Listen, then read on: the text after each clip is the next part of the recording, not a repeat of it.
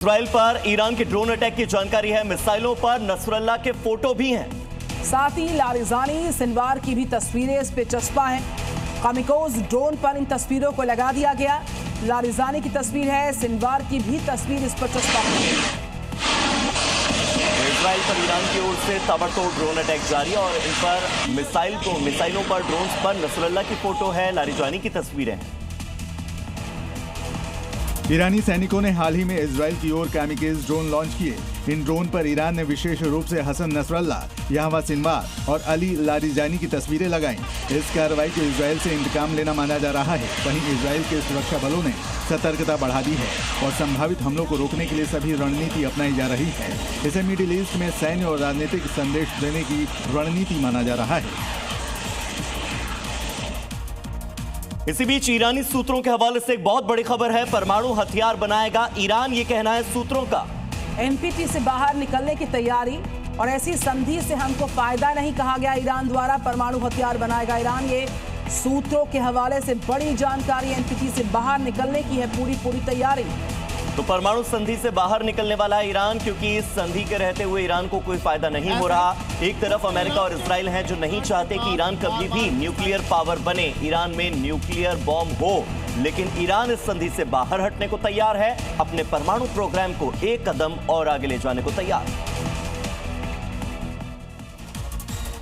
तो अमेरिका और ईरान के बीच जो वार्ता बरकरार है उसमें उम्मीद की किरण अब नजर आती दिख रही है। व्हाइट हाउस का कहना है कि निजी बातचीत में अच्छे नतीजे मिल रहे हैं, जबकि ईरान के सार्वजनिक बयानों में मतभेद अब भी नजर आते हैं। व्हाइट हाउस की प्रेस सचिव कैरोलिन लिविट ने बताया कि अमेरिका और ईरान के बीच वार्ता जारी है और अच्छी प्रगति पर है। कैरोलिन लिविट ने कहा कि ईरान से सार्वजनिक रूप से दिए जा रहे बयानों और ईरानी अधिकारियों के अमेरिका को निजी तौर पर दी जा रही जानकारी में बड़ा अंतर है। लिविट ने साफ किया कि सार्वजनिक दिखावा और गलत रिपोर्टिंग के बावजूद वार्ता जारी है और अच्छे नतीजे दे रही है। सार्वजनिक बयान अक्सर निजी बातचीत से बहुत अलग होते हैं। और बातचीत की बातों के बीच में डोनाल्ड ट्रंप ने ईरान को एक और बहुत बड़ी धमकी दे दी है। वो कह रहे हैं कि हॉर्मुज़ खोलो, नहीं तो हम तुम्हारा खार्ग द्वीप उड़ा देंगे। ईरान के तेल कुओं पर हमला भी करेंगे, ईरान का बिजली सिस्टम ठप भी कर देंगे। डील अगर नहीं हो पाई तो कार्रवाई को और तेज किया जाएगा। तो अमेरिका की ओर से, राष्ट्रपति डोनाल्ड ट्रंप की ओर से ईरान के बिजली सिस्टम को ठप करने की धमकी है। डील नहीं हुई तो कार्रवाई और तेज करने की धमकी है। ईरान की राजधानी तेहरान से आई कुछ तस्वीरें वाकई में डरावनी हैं, क्योंकि यहां पर रिहायशी इलाकों पर बमबारी हुई और जो वीडियो सामने आए हैं वो काफी हैरान करते हैं। अमेरिका और इजराइल के हमलों के बीच में आम नागरिक सबसे ज्यादा प्रभावित हो रहे हैं।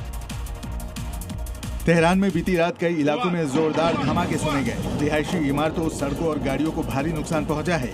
हमले इतने तीव्र थे कि पूरे शहर में कंपन महसूस किया गया। इस जारी संघर्ष में कई नागरिक ठिकाने भी निशाने पर आए हैं, जिनमें घर, स्कूल और अन्य सुविधाएं शामिल हैं। लगातार हो रही बमबारी से लोगों में दहशत का माहौल है। कई इलाकों में बिजली और संचार सेवाएं भी प्रभावित हुई हैं। लेबनान की राजधानी बेरूत में एक बड़ा सैन्य एक्शन हुआ है। इजराइल की वायुसेना ने आतंकी संगठन हिजबुल्लाह के ठिकानों पर अब तक की सबसे बड़ी कार्रवाई की और 100 से ज्यादा हाई राइज टावर्स को टारगेट किया है। हमले बरकरार हैं और पूरे इलाके में खबरें जो आ रही हैं वो तबाही की तस्वीरें दिखा रही हैं। बताया जा रहा है कि ये टावर हिजबुल्लाह के ऑपरेशनल बेस, हथियार भंडार और कमांड सेंटर के तौर पर इस्तेमाल हो रहे थे। एयर स्ट्राइक के बाद बेरूत के कई इलाकों में धुएं का गुबार छाया हुआ है, जबकि रेस्क्यू ऑपरेशन भी जारी है। इजरायली सेना का कहना है कि ये कार्रवाई आतंकवादी नेटवर्क को खत्म करने के लिए की जा रही है। वहीं क्षेत्र में तनाव चरम पर पहुंच गया है और हालात बेहद नाजुक बने हुए हैं।